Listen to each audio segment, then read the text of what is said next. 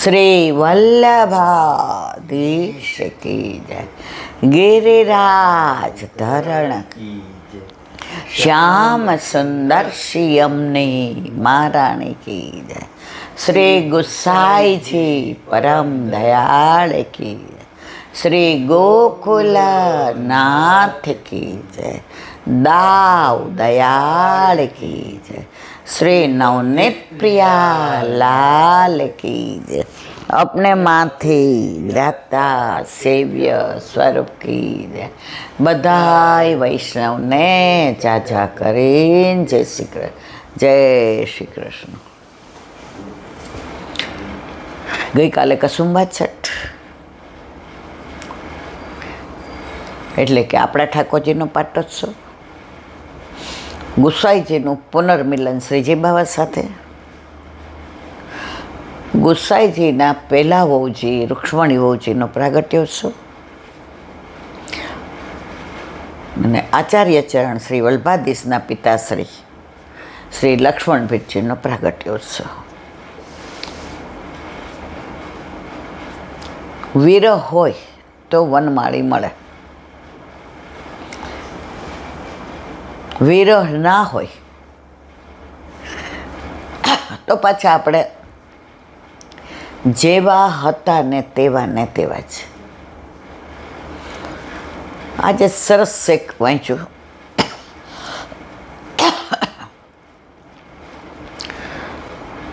તમે નાનું એવું તળાવ છે, બરાબર? હવે એમાં દૂધનો એક વાડકો નાખ્યો તો એ પાણી ભળી જશે, એનાથી પાણીને કાંઈ ફેર નહીં પડે,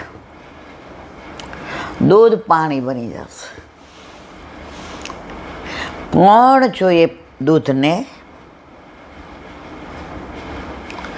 મેળવી, જમાવી, વલોવી, મંથન કરીને માખણ નવનીત કાઢવામાં આવે અને આટલો લોંદો માખણનો એ તળાવમાં નાખો પાણીના, તો એ માખણ ઓગળશે, એ માખણ ભળી જશે, એ માખણ પાણીથી જુદું જ રહેશે, એ એમાં ભળશે નહીં. તો આ સંસાર છે ને એ પાણી છે. હવે એમાં જો આપણે ભળી ગયા તો આપણું અસ્તિત્વ નહીં રહે. તો પાછું તારું ને મારું ને દ્વેષ ને ક્લેશ ને પાપ ને પ્રપંચ ને અહંતા ને મમતા ને. પણ જો બ્રહ્મ સંબંધ લઈ વલ્લભે કૃપા કરીને સેવા પધરાવી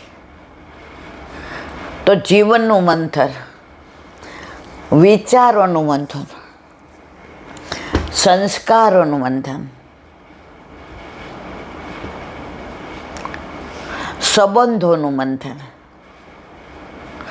ગુણોનું મંથન, રૂપનું મંથન, સ્વરૂપનું મંથન, નામનું મંથન, સમયનું મંથન, એ બધું ભેગું કરી અને નવનીત આવ્યું ભક્તિ. એને તમે તળાવમાં નાખો પાણીમાં, એમાં ભળશે નહીં, એમાં ડૂબશે નહીં, એમાં તરશે નહીં, ગંદુ થાય નહીં, વેરાઈ જાય કે નહીં, પથરાઈ જાય કે નહીં, ભળી જાય. એ માખણને તમે કલાક પછી જોશો તો એવો ને એવો લોંદો હશે.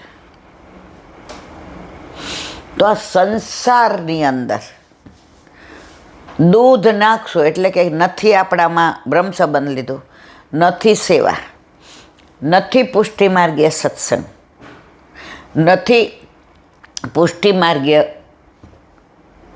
તમારા વિચારો, અને જો એ દૂધ એમ ન કાચું કોરું નાખો તો એ ભળી જવાનું. પછી તમે અંદરથી નામ લેવા જાઓ તો દૂધ ને પાણી જુદા નહીં થાય.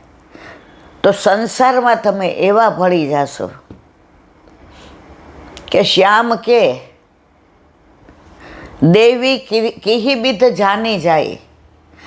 આ તો પ્રવાહીમાં ભળી ગયા છે. આમાં આપણાને શોધવા કેમ? પણ એ જ માખણ કરીને પધરાવ્યું. કલાક પછી જોશો તો એ લોંદો એમને એમ. આપણે હવે પ્રભુ માટે માખણ જેવા થઈ ગયા છે. કાંઈ પણ ધરાવીએ તો વિચાર કરીએ. ગરમ નથી ને, જીભ દાજી નહીં જાય ને. શિયાળો હોય તો બહુ ઠંડુ નથી ને. પુષ્ટિ માર્ગનો શબ્દ સોહાય એવું છે ને. સોહાય એવું એટલે ગમે એવું, પ્રભુને સહન થાય એવું. પણ પુષ્ટિ માર્ગીય શબ્દ એટલા મીઠા, એટલા રસાળ. મર્યાદા માર્ગમાં એમ કે પ્રભુને ગમે એવું છે, સહન થાય એવું ના. અહીંયા શબ્દ વપરાય સોહાય એવું. દૂધ ગરમ હોય અને જોવા જઈએ તો આમ સીધો હાથ નથી બોળતા. સૂક્ષ્મમાં સૂક્ષ્મ પ્રભુના તત્સુખનો વિચાર જો ક્યાંય કરવામાં આવ્યો હોય તો પુષ્ટિ માર્ગમાં. આમ હાથ ન નાખી દે, પાણી ગરમ છે, દૂધ ગરમ છે, ખીર ગરમ, ના. આમ જોઈએ. જો આમ નાખીએ તો આપણા નખમાં જે મેલ હોય એ દૂધમાં કે જળમાં આવી જાય તો પ્રભુ તો ફૂલ કરતાં વધુ કોમળ. પણ તમે આમ જુઓ,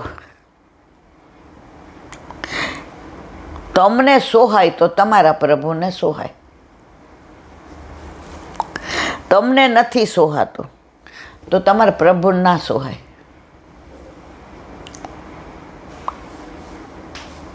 તો સંસારમાં રહેવાનું છે,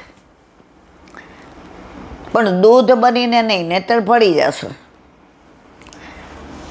નહીતર શોધાય નહીં મળો. માખણ બનીને, મંથન કરીને. આપણા બધાના જીવનમાં ઘણીવાર એવી વ્યથાઓ આવતી હોય, આપણે મૂંઝાઈ જઈએ.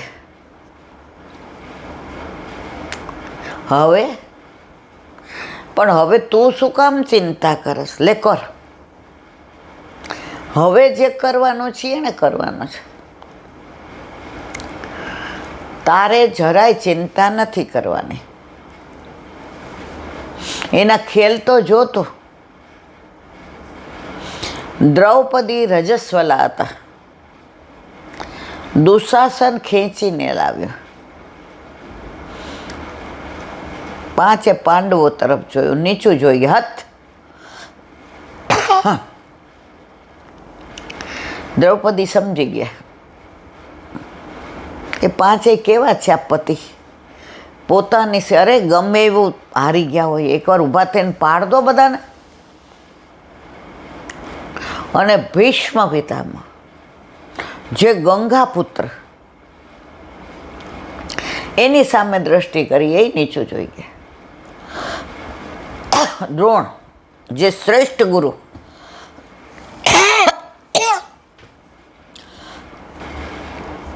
દ્રોણાચાર્ય શ્રેષ્ઠ ગુરુ, જેણે અર્જુન આવો બાણાવળી ધનુર્ધારી બનાવ્યો હતો. બધાય નીચું જોઈ ગયા. ધૃતરાષ્ટ્ર, આજે બધાય કેમ નીચું જોઈ ગયા? કર્યું છે નીચું જોયા, પણ આપણે નહીં કહેતા આણે તો મારી આબરૂને કાકરા કર્યા, નીચું જોયા જેવું કર્યું.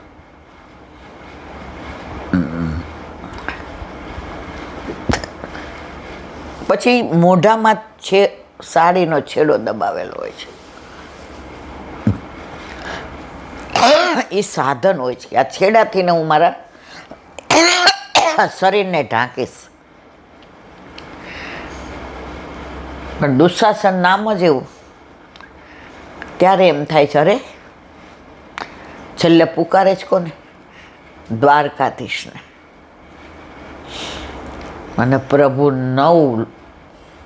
કેટલા 9,999 કે 9,00,000 જેટલા કયો એટલા ચીર પૂર્યા. ઓલો દુશાસન બેભાન જેવો થઈ ગયો, પડી ગયો, ખેંચી ન હોય કોઈ.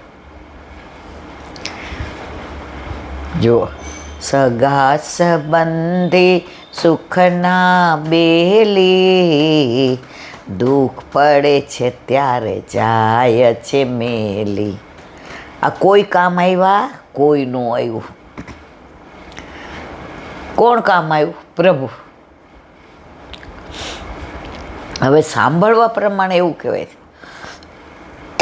કે દ્વારકાધીશને એક વાર શેરડી હરોગતા વાગી ગયું હાથમાં ને લોહી નીકળ્યું. દ્રૌપદીએ પોતાની ભારેમ ભારી સાડી પહેરી એનો છેડો ચીરીને પાટો બાંધી દીધો. દ્વારકાધીશે ઋણ મનમાં રાખ્યું અને ઋણરૂપી ચીર એમાં જેટલા તાર હતા એ અહીંયા પૂર્યા. તમે કોણ કરો? પ્રભુ મણ તમને આપશે, આપશે, આપશે. પણ જેમ દ્રૌપદીએ પેલા લૌકિક લોકોની સાથે દ્રષ્ટિ કરી કે તમે તો બચાવો, આ તમે જુઓ હું રજસ્વલા છું, આ ભરી સભામાં મારા ચીર ખેંચાય છે, કોઈ કામ આવ્યું? તો આપણા જીવનમાં પણ આ સંસારમાં કોઈક વાર આબરૂ જાય એવું થયું હોય, કોઈ વાર એવા માંદા પડી ગયા હોય, કોઈ વાર એવા વ્યવહારમાં ખોટા પડી ગયા હોય, આપણને એમ થાય બસ હવે બધું પૂરું. ઠાકોરજી કે હું બેઠો છું ને, મેં હો ને, તો ચિંતા શું કામ કરસ, હું જોઈ લઈશ. પણ આપણને એવો દ્રઢ વિશ્વાસ હોય તો, અધરવાઇઝ નહીં. હું તમે ને આપણે બધા હલી જઈએ છીએ. કેમ હલી જઈએ છીએ? હજી આપણને આપણા ઠાકોરજી કરતાં આપણા ઉપર, આપણા સગાવાલા ઉપર, આપણી ઓળખાણ ઉપર, આપણા સ્ટેટસ ઉપર હજી વિશ્વાસ છે. ઠાકોરજી કે ત્યાં સુધી કરી લેતું, પછી હારીને શું કહીએ? હવે જે ઠાકોરજી કરે એ થાય. તો પેલા કર્યું હોત તો?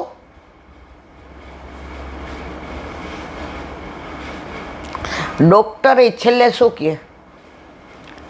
હવે અમારી દવા કામ નહીં આવે, હવે દુઆ. ક્યાં ગઈ તમારી ડિગ્રી? ક્યાં ગયું તમારું ગોલ્ડ મેડાલિસ્ટ? ક્યાં ગયું તમારું રિસર્ચ? જો આ જ જવાબ આપો તો એ તમને ખબર છે.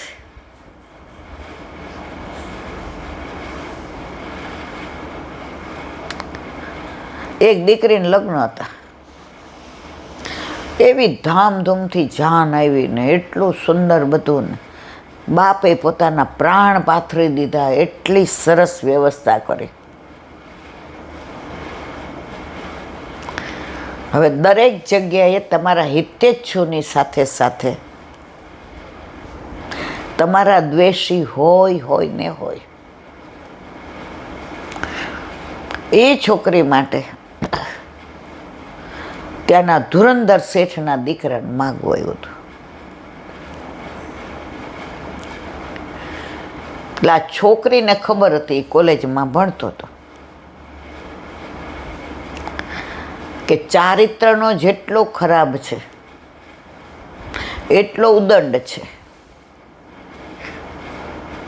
એટલો બધાય માણસો 32 લક્ષણા હોય, આ 36 અપલક્ષણો છે. એટલે આ લોકોએ એમ કહીને ના પાડી કે હજી અમારે વાર છે.